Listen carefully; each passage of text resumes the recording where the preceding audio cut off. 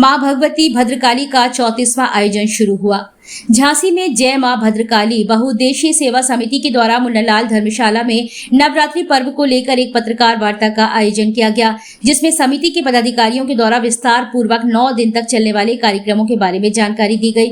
पत्रकार वार्ता के दौरान जानकारी देते हुए समिति के सदस्यों एवं मंदिर के पुजारी के द्वारा बताया गया कि मां भगवती भद्रकाली का 34वां आयोजन होने जा रहा है।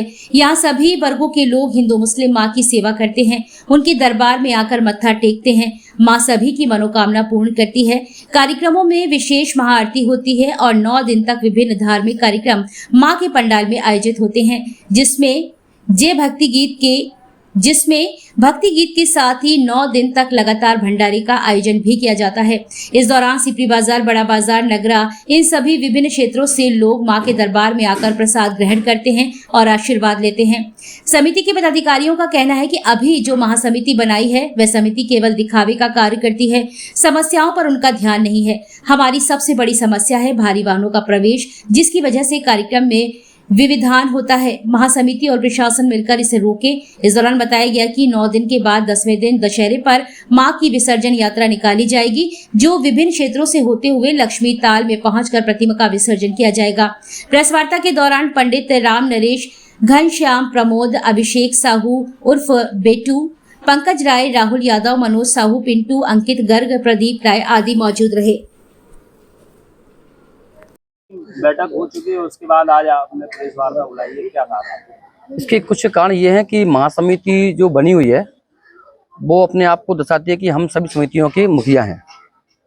और पर्टिकुलर क्या है कि महासमिति से हम लोग हर तरह अपेक्षा करते हैं कि हमारी कुछ सुविधाएं, जो हमारी परेशानियां दूर की जाएं। जैसे मैं हर बार एक मीटिंग में जाता हूँ, वहाँ कहता हूँ कि भारी वाहन हमारे स्वास्थ्यगंज में 9 दिन के लिए बंद कर दी जाएँ, जिससे श्रद्धालु आते हैं कोई दुर्घटना न घटे, लेकिन उस वक्त कभी कोई कार्रवाई नहीं की जाती है। दूसरी बात, सड़क व्यवस्था। हर बार मैं यही कहता हूँ कि रानी महल से धर्मशाला तक जो नाले बने हुए हैं वो टूट चुके जाल, हर बार गड्ढे हो जाते हैं। नगर निगम देता है, आश्वासन देता है, क्षेत्रीय पार्षद जी बैठे हैं, जो ये कार्य 10 दिन पहले होना था, वो कार्य अब होने जा रहा है। हाँ, पार्षद जी का मैंने आश्वासन दिया, उन्होंने मुझसे कहा है कि कल से काम चालू हो जाएगा, लेकिन ये काम पहले होना था। ये हमारी प्रतिमा आने वाली रात में है और पब्लिक कल से हमारी चालू हो जाएगी। नो एंट्री 8 बजे तक रहती है, आपकी क्या निवेदन है? कितना समय? मैं तो यही कहूँगा कि नो एंट्री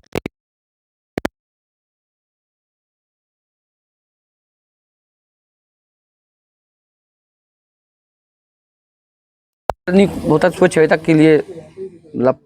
और महासमिति क्या काम कर रही है फिर? अगर ये महासमिति का मेरे अंदाज से 2 ही काम है कि एक फोटो खिंचवाना और पीस कमेटी हर मीटिंग में जाना, अपने आप को शो अप करना।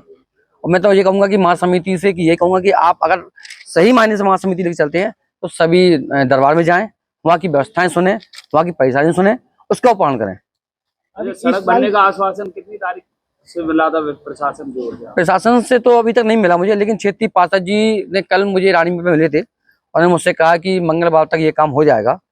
वैसे मैं यही चाहता था कि क्षेत्रीय पार्षद से कि ये काम आपको पहले कराना था कि आप हमारी कमेटी जुड़े हुए हैं।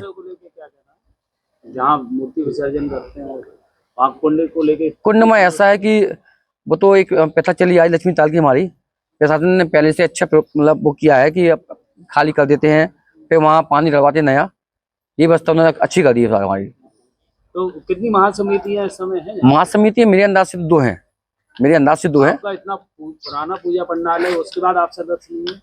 34 वर्षों से हमारे यहाँ मूर्ति बैठी जा रही है। हम महासमिति से अगर क्या है कि महासमिति अपने आप में एक बहुत बड़ा मानती है, लेकिन क्या महासमिति ने कभी साथ लेकर नहीं चला।